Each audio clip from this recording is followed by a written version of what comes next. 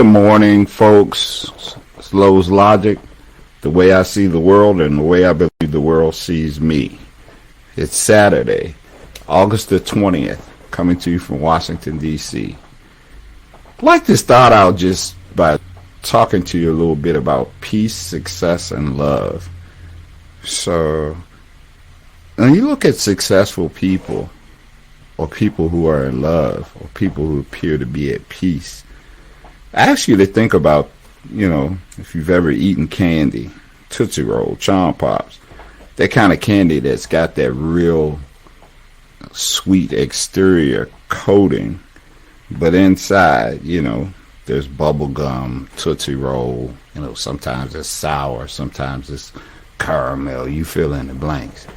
Because I was watching this documentary about an American tennis player, and he had at some point become the number one men's tennis player. His name was Fish, F-I-S-H. His first name was Marty. And he was on the verge of cracking into the big leagues at an extreme level. And then anxiety took him out. And I only mention that because I think, the premise for this offering is that peace, success, and love can give you the appearance. When you see people out kissing in public, holding hands in public, you see people who, seem to be successful in whatever it is that they're doing, you never really know what's going on inside of them, and you don't know how much it costs them to get to where they are. So I want to start out by saying peace is as individual as fingerprints. It's hard to imagine, but it's true. You may be at peace on a Saturday morning, sitting in front of a microphone and a camera, giving your views to the world, as you are shaking a cup on a corner, asking total strangers for change, as you might be in the church choir with the microphone leading the choir. What is your peace? What gives you comfort? What makes you feel good on the inside? It should be as individual as your fingerprints, and it should not be defined by anyone else. You think about God, nature, the universe, the spirit, your own internal energy. To me, all one and the same, but it's all unique to you. What is your energy? What is your belief in God? What is your spirit telling you when you step out there every day? And if you're letting another person lead you, you got to be very careful about that, because it sort of gives the idea that you may not understand what it is that you're needing to do for you, because you have to follow another person. And am I saying never listen to another person? No, but be very careful that you are not living vicariously through your pastor, your boss, your doctor, your lawyer, your husband, your father, your child, that you are literally living your life and you're at peace, and that's the way it is. Success, one of my brothers in the spirit called me this morning, and he was like, "Hey man, what's going on with you?" And I told him, I said, "Well, I'm working on some things." And he was like, "You're working on some stuff? Tell me about it." And I was like, "Well, I've been putting some stuff out there. It hasn't really been that great. I don't have that many likes. I don't have that many followers." And he was like, "Oh, okay." And he was like, "Man, you ever notice how boxers just keep throwing jabs and keep throwing jabs, and then ultimately they find that uppercut, that right hook, and then I got it." So he was reminding me of my greatness without actually reminding me of my greatness. And so love also is a very individual thing.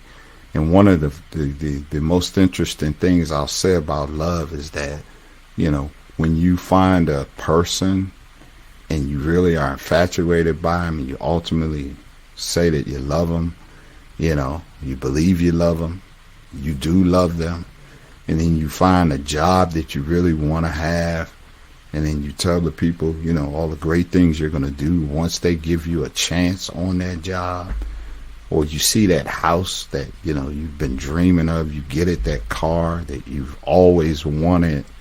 I can't tell you how many times in my own life and with people that I know that all of those things that they believed that they loved at one point in time, that they gave all that energy, somehow when they change, or the person changes that had all this love for the thing, the job, the house, what ends up happening is they don't give it the same energy. They don't give it the same motivation, and then ultimately they aren't in that same space.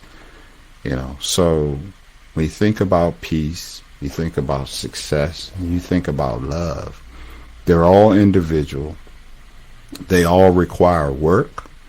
There will be days when all may seem hopeless or compromised. Your peace may be compromised. Your success may be compromised. Your love may be compromised. But if you give it the energy that you gave it when you sought it, and you keep that up, and you maintain a level of consistency, level of discipline, and you feed it, because nothing grows without being fed something, be it air, water, food. Okay, my geeks, my nerds may actually send me something saying that something does grow without being nurtured.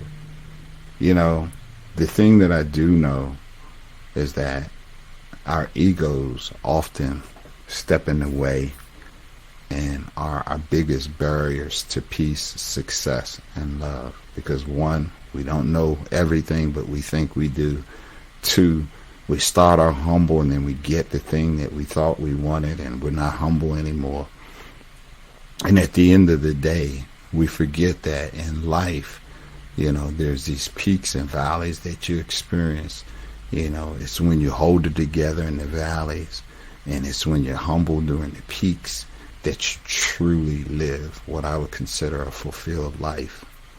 Guys, I don't have all the answers, and those who really know me know I've had peaks, I've had valleys, I've been up, I've been down, I've claimed to know everything. I've had people following me, sort of like telling me how wonderful and great I am, and then some of those same people, unfortunately, have had times when I haven't been so great. And the reality of it is, it's all good.